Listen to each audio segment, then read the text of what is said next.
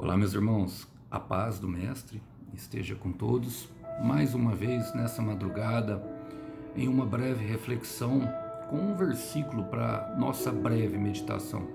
E o versículo de hoje encontra-se na Epístola de Paulo aos Romanos. Quero ler com vocês o capítulo 1, o versículo 1, diz assim: Eu, Paulo, escravo de Cristo Jesus, chamado para ser apóstolo e enviado para anunciar as boas novas de Deus, escrevo esta carta. Glória a Deus. Somente isso, irmãos. Como de praxes, há uma apresentação na introdução. As saudações de Paulo, elas relatam muito para nós sobre o chamado de todo servo, de toda serva do Senhor. Independente daquilo para que o Senhor chamou, ela contém algumas informações que são de extrema importância. Eu nem vou entrar no contexto da carta porque não é necessário para aquilo que o Senhor quer falar conosco, mas eu aprendo 5 coisas sobre somente um versículo e sobre o que Paulo mostra para nós sobre o seu chamado. Ele começa apresentando o seu nome, eu, Paulo, e fala, escravo de Cristo Jesus. E escravo pode trazer uma força muito grande daquilo que Paulo está querendo mostrar, mas é justamente a sua submissão, total rendição ao mestre, completa obediência. Se ele mandar para a direita, Paulo vai para a direita. Se ele mandar para a esquerda, Paulo vai para a esquerda. E todos nós devemos ser assim. Em qualquer chamado, a obediência, a submissão ao Senhor deve ser completa. Em Mateus capítulo 7, o próprio Senhor Jesus diz, por que me chamam de Senhor se não me obedecem? Olha, a palavra vai falar, chamado para ser apóstolo. Bom, nós somos chamados para ser, irmão, e não para ter. Eu quero repetir isso, nós somos chamados para ser e não para ter. E o ser implica justamente em praticar, demonstrar e as pessoas enxergar em nós o comportamento necessário daquilo que eles estão nos chamando para ser. Paulo foi chamado para ser apóstolo, um mensageiro. Então as pessoas precisariam ver ele como um mensageiro, precisariam enxergar os sinais e as maravilhas, precisariam enxergar a mão de Deus. Se ele é um mensageiro de Deus, ele precisa. Então, se você foi chamado para ser esposo, a sua esposa vai precisar enxergar Cristo em você. Se você foi chamada para ser esposa, o seu esposo vai precisar enxergar a igreja de Jesus Cristo em você, totalmente rendida a Cristo, totalmente temente, totalmente submissa.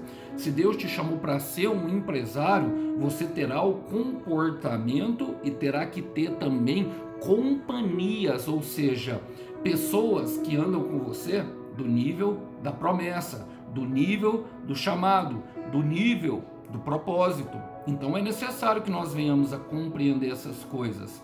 Olha, a palavra fala, enviado para anunciar. Enviado para anunciar, e isso era o que ele faria, irmão. Ou seja, separado, dá uma ideia de separação. E muitas vezes nós não compreendemos quando dizemos sim para Deus. Quando algumas pessoas começam a sair de perto. Quando algumas pessoas simplesmente nos abandonam. Muitas vezes pensamos que é maldade. Muitas vezes pensamos que há algo de errado com nós. Nos culpamos, nos sentimos culpados, nos condenamos, buscamos ali na história, nos nossos pensamentos vasculhar se fizemos alguma coisa de errado. Pensamos que a pessoa enlouqueceu, mas não tem nada a ver com isso, meu irmão. Não tem nada a ver com isso, minha irmã. Às vezes é apenas Deus te separando, te afastando, porque você tem uma missão, e que todo mundo que é chamado a uma missão é separado para aquela missão. E a palavra fala, boas novas de Deus, enviado para anunciar as boas novas. Irmão, o chamado de Deus sempre vai ser bom, sempre tem a ver com a boa notícia, sempre tem a ver com aquilo que é a vontade do Senhor, a qual Paulo fala em próprio Romanos 12:2, a sua vontade boa, perfeita e agradável. Então não tenha medo do chamado, não tenha medo daquilo que o Senhor lhe mandou fazer, porque você vai amar, vai preencher os seus dias, e mais do que isso, aquele vazio existencial, pouco a pouco, vai sumindo. E no final fala assim, escreva esta carta. Ele era mensageiro, irmão, pregador, mas também não se apegava apenas a isso. Muitas vezes escrevia. Paulo, muitas vezes profetizava, muitas vezes só abraçava.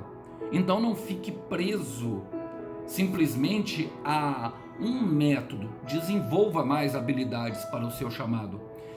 Busque, sabe, conhecimento, busque sabedoria.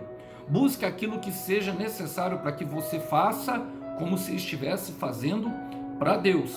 Jeremias 48:10 vai dizer: maldito é o homem que faz a obra do Senhor relaxadamente. Então não faça de qualquer forma para o Senhor. Desenvolva dons, desenvolva habilidades e desenvolva aptidões. E no final, Deus, eu tenho plena convicção do que eu vou falar, vai honrar a sua fé. Quero terminar com Jeremias capítulo 1, versículo 5. Antes de te formar no ventre da tua mãe, eu te designei. Designar significa nomear. Eu te designei profetas por entre as nações. Você tem um propósito, meu irmão. Você tem um propósito, minha irmã. Esteja à altura do teu chamado. Vamos orar por isso? Senhor, eu quero orar pelo meu irmão e pela minha irmã, Pai. Eu quero que o Senhor se apresente a eles com grandeza e poder, com referência ao chamado, Pai. Destrave tudo aquilo, ó Deus, que tem sido um impedimento para que eles possam avançar rumo ao seu chamado.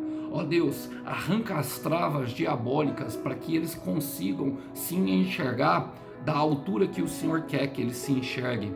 Senhor, que o Senhor possa soprar através do teu Espírito e enchê-los com o teu Espírito para que os dons que o Senhor já depositou dentro do coração deles venham a fluir. E que nós venhamos cada vez mais ter aceitação da separação. Para que nós possamos, Senhor, andar com pessoas do nível do propósito, do nível da promessa. É o que nós oramos e oramos em nome de Jesus. Meu irmão, fica firme na missão. Minha irmã, fica firme na missão. Que Deus honrará a sua fé. Que Deus abençoe os irmãos.